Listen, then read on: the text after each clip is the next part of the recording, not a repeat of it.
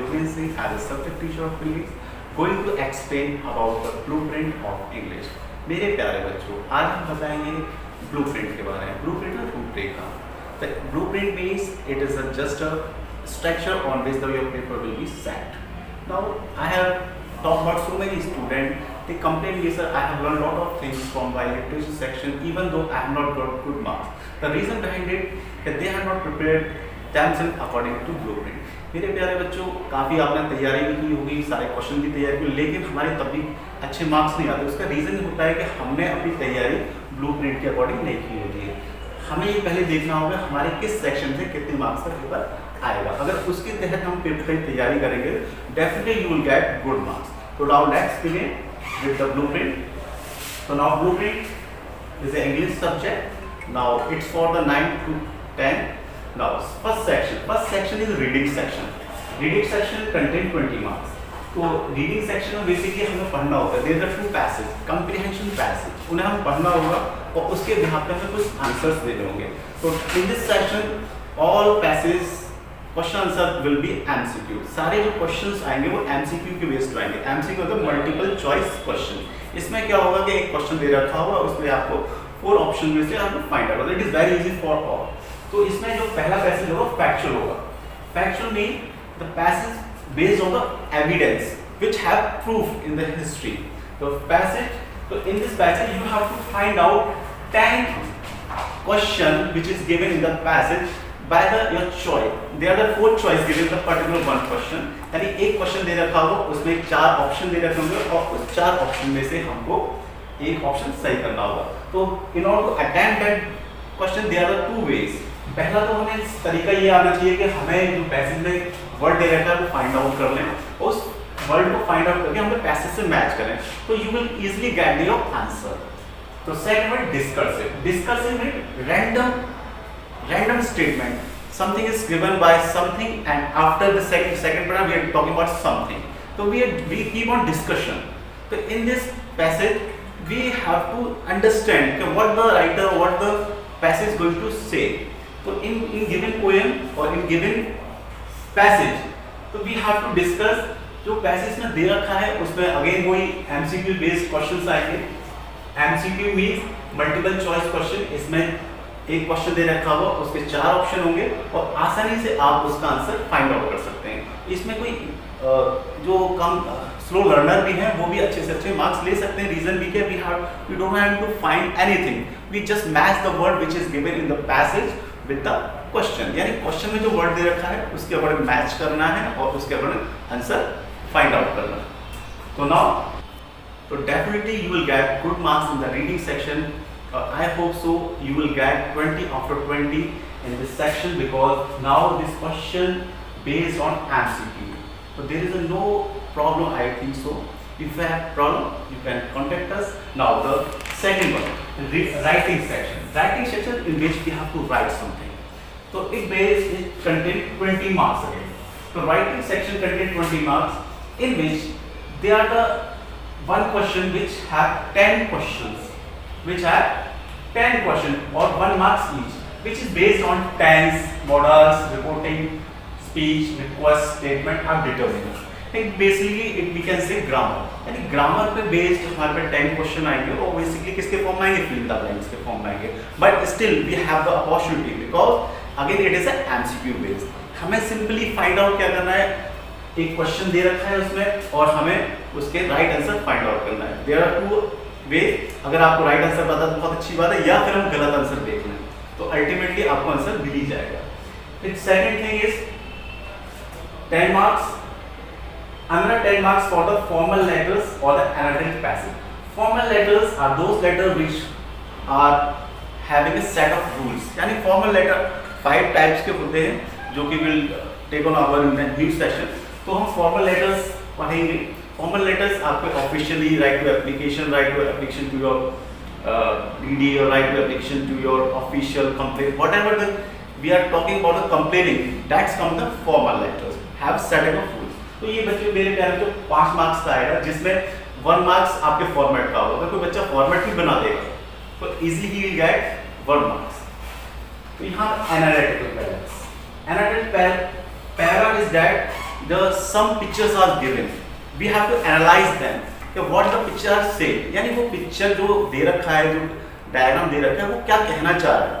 तो what the picture depict the statement, we have to absorb that and come to conclusion. यानी जो picture दे रखी है उसमें से हमें conclusion निकालना है और अपने वर्डिंग में उस पैरा को डिफाइन करना है. तो it is very easy. If you right not more than 2 or 3 line, you will gate half and marks और 1 and marks इजीली. तो मेरे प्यारे बच्चों, writing session everyone can get 20 in 20 after at least 12 marks. If you are not facing any problem in anatomy passage or formal letter, then easily you get 12 marks. Now the last one is literature based textbook.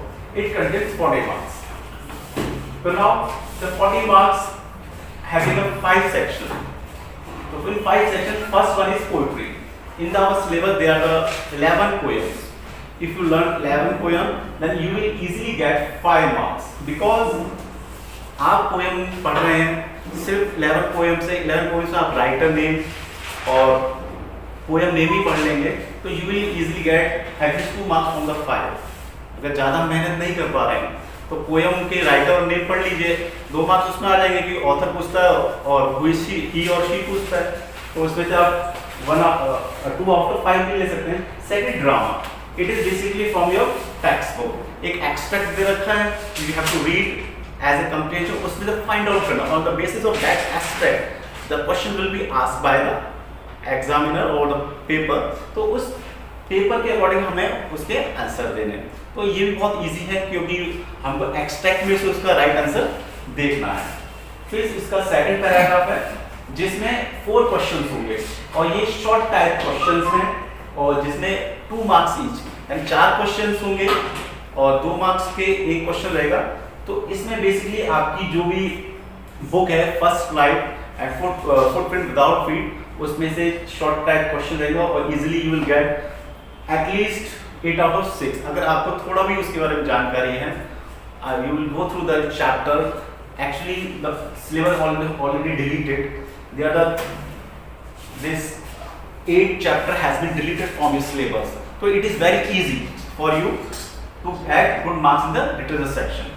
तो short based question में basically क्या है, 1 line या 2 lines आप लिख सकते हैं और you will gate 2 marks easily. Third question will come 3 long type question sir, उसमें एटलीस्ट 40 to 50 वर्ड्स. अब बच्चों का क्वेश्चन होता है कि सर 40-50 वर्ड्स दे रखे हैं, how much line we have to write. तो बेसिकली माय डियर स्टूडेंट्स, एक लाइन में लगभग 10 वर्ड्स आते हैं. तो 4 to 5 लाइन्स, एक अनुमानित आप मान के चलिए आप 4 से 5 लाइन लिख पाते हैं, तो that is sufficient for this one. Third question long type.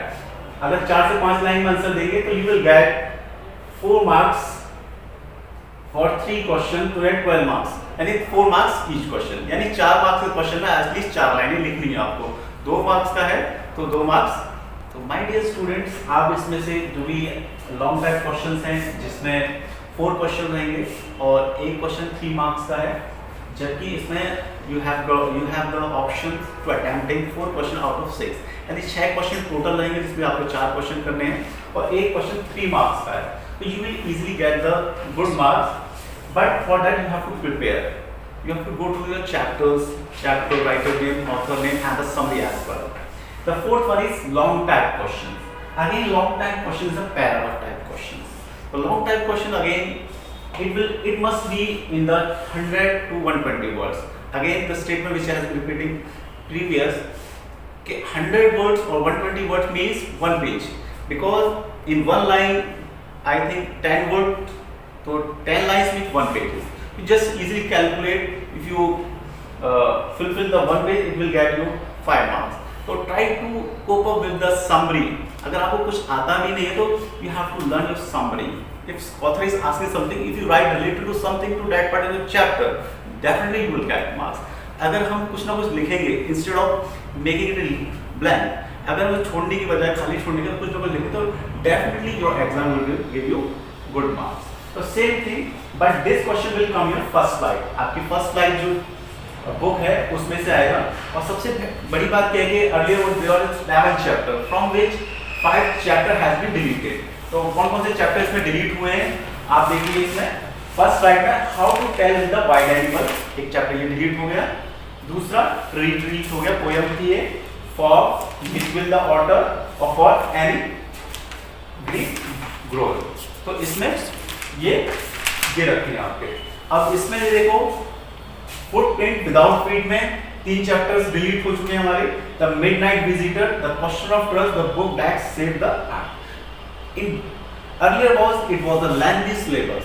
Nobody will get the good marks in the literature just because there were the 21 chapters apart from your poem. Now 8 chapter including poem has been deleted. Now you have only how much? Out of 21 there was, so now 13 chapters are there in which you can get easily 40 marks. So earlier there was syllabus about 25 marks and the chapter was 21. अब क्या है कि भाई chapter भी कम हो गए, 13 chapter हो गए और मार्क्स भी ज्यादा हो गए। तो definitely it is a good opportunity for you. If you work hard definitely you will get good marks. Now this is your blueprint. If you have faced any problem, we are with you in the room number 39. Thank you. I was your educator named Yogesh Singh.